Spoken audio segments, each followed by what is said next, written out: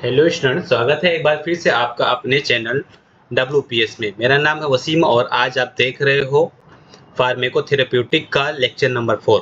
इस लेक्चर में हम लोग बात करने वाले हैं ईवीएम क्या होता है, इसके बारे में पढ़ने वाले हैं और ईवीएम के फायदे क्या हैं, इसके ऑब्जेक्टिव क्या है, ठीक है ना। ये सारी चीज़ें हम लोग पढ़ने वाले हैं। तो आपको अगर ये सारे टॉपिक अच्छे से समझना है तो लास्ट तक का बने रहना होगा। अगर आप हमारे चैनल पर नए हैं और चैनल को सब्सक्राइब नहीं किया है तो चैनल को सब्सक्राइब कर ले, वीडियो को लाइक नहीं किया तो लाइक कर दें और बेल आइकन को भी प्रेस कर दें ताकि जितने भी वीडियोस आए उन सब के नोटिफिकेशन आपको मिल सके। क्योंकि मैं क्या काम करता हूँ, मैं जो यहाँ पे एक्सप्लेन करता हूँ उसके सारे नोट्स फ्री में आपको अभी भी फ्री इसको मिल रहा है और ये हमारे टेलीग्राम चैनल पे मिलता है। वहाँ से जाकर के आपको डाउनलोड करना पड़ता है और इसके अभी भी कोई चार्जेस नहीं लगते हैं। तो आपको इसका फ़ायदा उठाना चाहिए और अपने फ्रेंड सर्कल में भी शेयर कर दो ताकि सब लोग इसका फ़ायदा उठा सकें। ठीक है, अब मैं बात करने जा रहा हूँ यहाँ पे आज का टॉपिक जो है एविडेंस बेस्ड मेडिसिन। तो सबसे पहले ये समझो कि ये क्या कहना चाह रहा है, ठीक है ना। एविडेंस बेस्ड मेडिसिन मतलब कि कोई भी मेडिसिन आप यूज़ कर रहे हो तो उसका प्रूफ के साथ में आपको यूज़ करना है। जैसे कि मान लो आज के टाइम पे आप पैरासीटामॉल यूज़ कर रहे हो दर्द बुखार में, तो पैरासीटामॉल का हर एक पॉइंट डिटेल में हमको उसका प्रूफ पता है कि इसको मैं यूज़ करूँगा तो क्या इफ़ेक्ट आएंगे, इसको ज़्यादा ओवरडोज होगा तो क्या इफ़ेक्ट आएंगे, ठीक है ना। हर एक पॉइंट आज आपको इसका पता है, इसका प्रमाण पता है, ठीक है, इसका प्रूफ पता है, तभी हम लोग इसको यूज़ कर रहे हैं।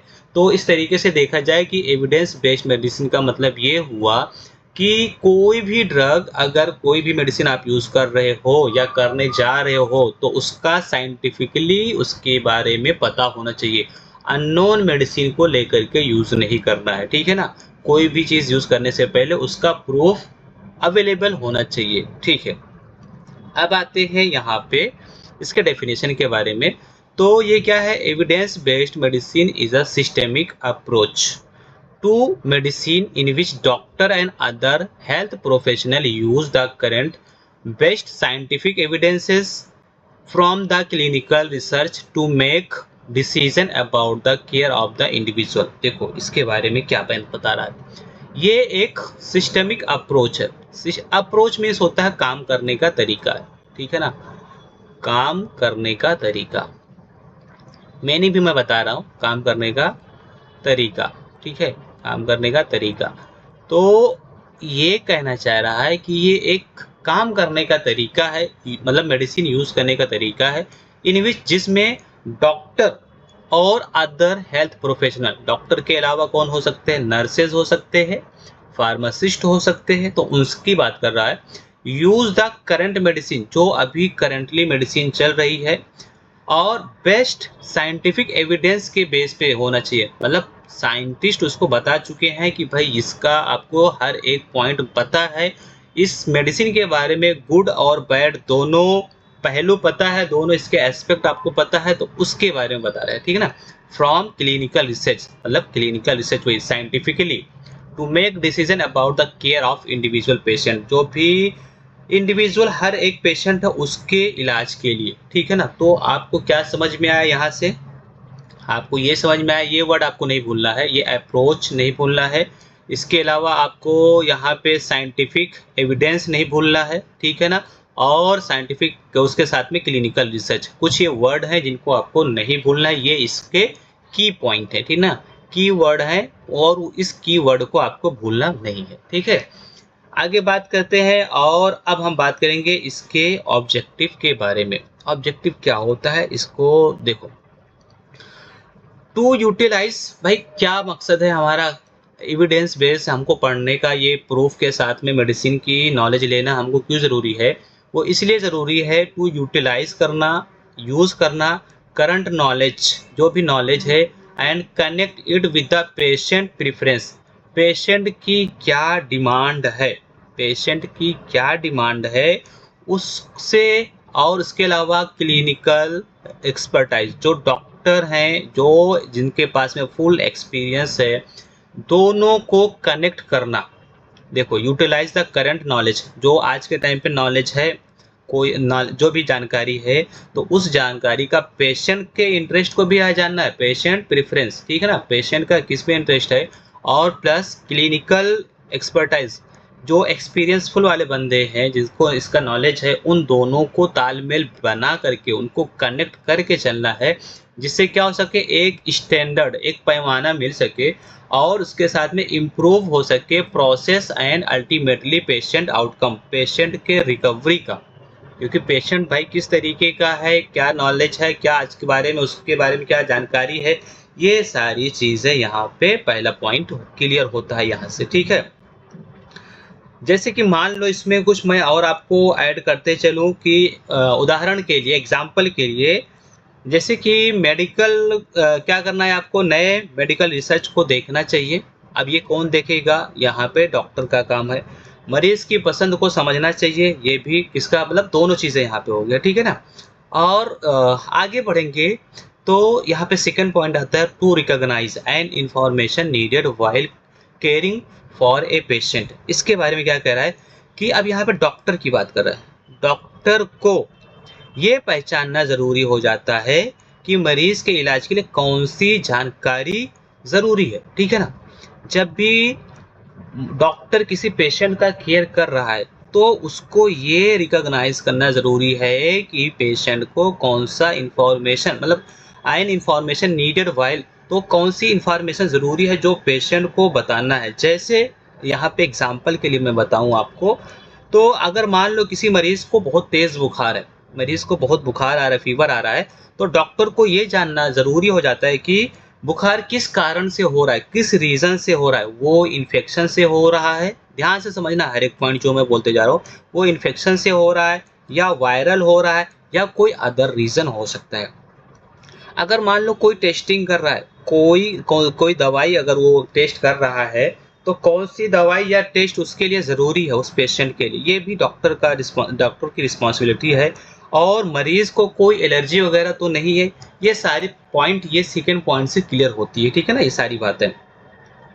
तो इस तरीके से देखा जाए कि अगर इसको मैं समराइज़ करूँ सेकंड पॉइंट को, टू रिकॉग्नाइज़, तो सही इलाज का फैसला करना, ठीक है ना, क्या इलाज चलाना है उसका फैसला करना, ये भी डॉक्टर का काम होता है और ये इसका ऑब्जेक्टिव था एविडेंस बेस्ड का, ठीक है।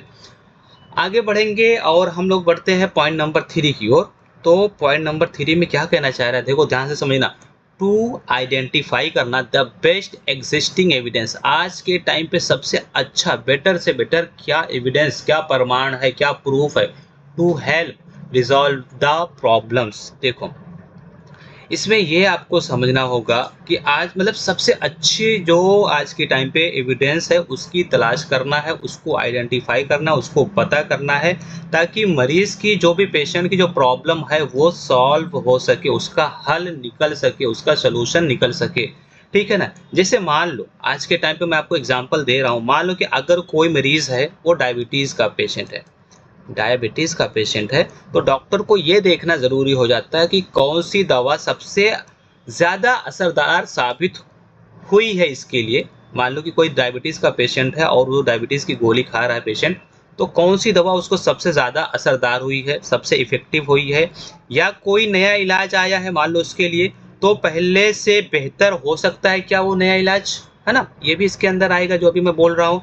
तीसरा पॉइंट मैं बोल रहा हूँ, मरीज़ की लाइफ स्टाइल से, मतलब अगर उसके लाइफ स्टाइल में बदलाव कराओगे तो क्या। तो मैंने क्या क्या बोला, फिर से ध्यान से सुनो। टू आइडेंटिफाई बेस्ट एग्जिस्टिंग, जैसे मैंने डायबिटीज़ का एग्जांपल लिया, तो डायबिटीज़ के केस में मैंने क्या बताया आपको, इसके लिए कौन सी दवा सबसे अच्छा साबित हुई है, कौन सी दवा, ठीक है ना, यहाँ पे कौन सी मेडिसिन यहाँ पे सबसे अच्छा साबित हुई है, पहला पॉइंट मैंने ये बताया है। और दूसरा मैंने ये बताया कि अगर कोई नई मेडिसिन आई है तो वो अच्छी होगी क्या, इससे अच्छा है क्या, और मरीज़ के लाइफ स्टाइल को लेकर के, ठीक है ना। तो ये सारे पॉइंट फिर आते हैं, मैं यहाँ पे हम लोग बात करेंगे अब फोर्थ पॉइंट। और फोर्थ पॉइंट क्या है, टू इंटीग्रेट करना the evidence into medical plan. अब इसमें क्या कहना चाह रहा है, डॉक्टर को ये देखना होगा, सारी डॉक्टर की बातें कर रहा है कि ये सारा जो एविडेंस आ रहा है मरीज़ के इलाज में उसको शामिल करना है। मान लो कोई प्रूफ मिल गया, न्यू प्रूफ मिलता है किसी मेडिसिन को लेकर के, तो उसके अब पेशेंट पे उसको अप्लाई करके और अच्छे से अच्छा उसको ट्रीटमेंट देना है। जैसे मान लो अब इसमें क्या करना है, अगर हमको पता है, आपको पता है कि योगा करने से और एक्सरसाइज करने से क्या होता है, ब्लड प्रेशर कम हो जाता है, ठीक है ना, और बॉडी क्या हो जाती है, अच्छी हो जाती है। तो अब पेशेंट को ये भी बताना ज़रूरी हो गया है कि आप मेडिसिन खाओ और मेडिसिन के साथ में एक्सरसाइज करो, योगा करो, मॉर्निंग वॉक करो, ये सारी चीज़ें बताना है। तो आपको मेडिसिन पे प्लस मेडिसिन के अलावा डेली रूटीन है उस पे भी इफ़ेक्ट काम करना होगा। ये हमने बात की ऑब्जेक्टिव के बारे में। और नेक्स्ट हम लोग आगे बढ़ते हैं और यहाँ पे आएगा पॉइंट इम्पोर्टेंस या significance of evidence based medicine. क्या इम्पोर्टेंस है, क्या सिग्निफिकेंस है, इसके बारे में।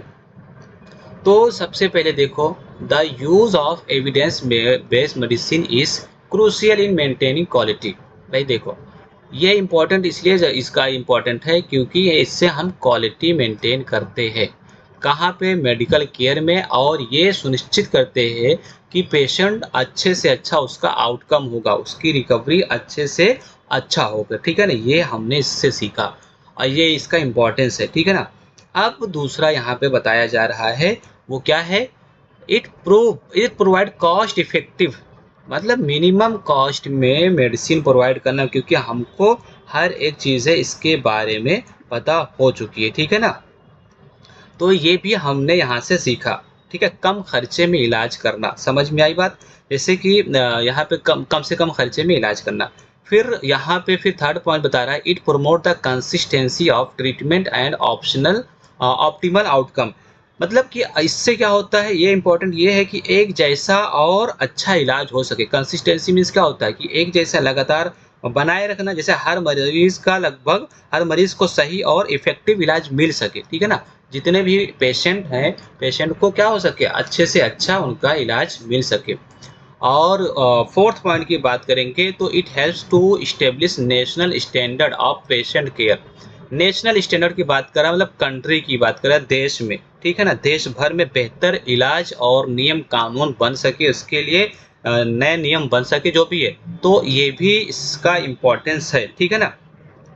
उसके बाद में fifth point, it keeps doctor and other health care professional update. अब इसमें क्या बताना चाह रहा है, देखो ध्यान से समझो। इसमें ये कह रहा है कि डॉक्टर और अदर जो एक्सपर्ट्स हैं, डॉक्टर और अदर एक्सपर्ट हैं, उनको नई जानकारी देता है। कौन, देखो, ये कीप्स रखता है doctor and other health care professional update, उनको अपडेट करते रहता है, नई नई जानकारी देता है, न्यू जो भी इंफॉर्मेशन है थी उसको प्रोवाइड करता है। तो ये एविडेंस बेस पे ही ये क्या हो सका है, वो पॉसिबल हो सका है। इसके अलावा छठवां point, it identifies and promote practices that work and eliminate those. अब देखो यहाँ पे दोज दैट इफेक्टिव इनइफेक्टिव, इसमें ये कहना चाह रहे कि अगर कोई गलती से, ये तो आइडेंटिफाई करता है एंड प्रमोट करता है, प्रैक्टिस पे ये बेस्ड है, एंड वर्क एंड एलिमिनेटेड, ये वर्क करता है और एलिमिनेट करता, बाहर करने का काम करता है। अब किससे, मतलब क्या बाहर होगा यहाँ पे, तो अगर कोई नुकसानदेह, कोई हार्मफुल है ना, जिससे हमको नुकसान होता है, तो उस हानिकारक कोई भी मेडिसिन है तो उसको रिमूव करने में, उसको ताकि उसका यूज ना हो सके, या असरदार मेडिसिन है तो उसको रिमूव करने में, ठीक है ना। तो ये हमने यहाँ पे पढ़ा। अब हम बात करेंगे इसमें, आप नेक्स्ट हमारा क्या है, steps involve in the practice of evidence based medicine. क्या क्या स्टेप्स हैं जिसको प्रैक्टिस करना ज़रूरी हो जाता है।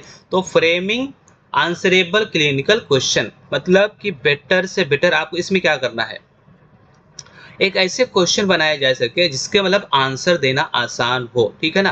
फ्रेम करना आंसरेबल क्लिनिकल क्वेश्चन, जो भी क्लिनिकल क्वेश्चन आते हैं जिससे मरीज को क्या हो सके, अच्छे से अच्छे ट्रीटमेंट मिल सकता है। तो ये भी हम यहाँ से फाइंडिंग द एविडेंस, एविडेंस को फाइंड करना, कौन सी बीमारी है, क्यों हो रही है, रीजन क्या है, ये, ठीक है। उसके बाद में अप्रेजिंग द एविडेंस, उसको क्या करना है, अप्रेज करना है। अप्रेजिंग मीन्स होता है कि क्वालिटी को, ये सब सारी चीज़ों को, मतलब जो भी आपने एविडेंस फाइंड आउट कर लिया है, तो उसको फिर क्या करना है, चेक करना होता है, ठीक है ना। और फिर अप्लाई करना होता है उस एविडेंस को, एविडेंस आपने अप्लाई करना है और फिर अगेन उसको, फिर जो भी अपने अप्लाई किया परफॉर्मेंस को फिर अगेन उसको चेक करना है, फिर उसको इवेलुएट करना है उसकी क्वालिटी को, ठीक है ना। तो इस तरीके से हमने आज क्या पढ़ा उसको मैं रिवाइज कर दे रहा हूँ। हम लोगों ने आज पढ़ा एविडेंस बेस्ड मेडिसिन, और इसमें मैंने बताया कि ये प्रूफ के पे बेस्ड मेडिसिन के बारे में बताया जा रहा है कि कुछ भी हमको यूज़ करना है तो प्रूफ के साथ में यूज़ करना है, विदाउट प्रूफ नहीं यूज़ करना है। और उसके बाद में इसमें हमने कुछ आपको कीवर्ड बताया, जैसे अप्रोच मैंने बताया कि ये अप्रोच होता याद कर लेना, और क्लिनिकल साइंटिफिक ये एविडेंस यूज़ करना, क्लिनिकल रिसर्च ये आपको याद होना चाहिए। उसके बाद में हमने आपको ऑब्जेक्टिव के बारे में बताया, जिसमें आपको बताया कि ये यूटिलाइज़ करना करंट नॉलेज का, जिससे पेशेंट और उसको क्लिनिकल जो भी डॉक्टर रहते हैं उनको उनके तालमेल को बना के चले और एक स्टैंडर्ड आए, ठीक है ना। कि उससे क्या होता है कि एक स्टैंडर्ड, एक पैमाना तय होता है और लास्ट को क्या होता है कि वो पेशेंट का केयर हो जाता है। और इन्फॉर्मेशन को रिकॉग्नाइज़ करना होता है, ये बताया आपको। इसके अलावा बेस्ट एग्जिस्टिंग एविडेंस, किसी भी मेडिसिन के बारे में सबसे अच्छा जो एविडेंस रहेगा उसको क्या करना है, आइडेंटिफाई करना है, और उसके बाद में जो भी रहेगा इंटीग्रेट करना है एविडेंस को मेडिकल प्लान के साथ में कि हमको क्या यूज़ करना है। उसके बाद में इम्पोर्टेंस, क्या इम्पोर्टेंस है इसका, तो इसको हमको क्या होता है द यूज़ ऑफ, इसका हमको यूज़ करके हमें क्वालिटी पता चलता है, मेंटेनेंस क्वालिटी हम लोग मेंटेन कर सकते हैं, ठीक है ना। और कॉस्ट इफेक्टिव, कम लागत में कम पैसे में खर्चा, मतलब कम खर्चे में हम लोग इलाज कराना पॉसिबल हो सकता है।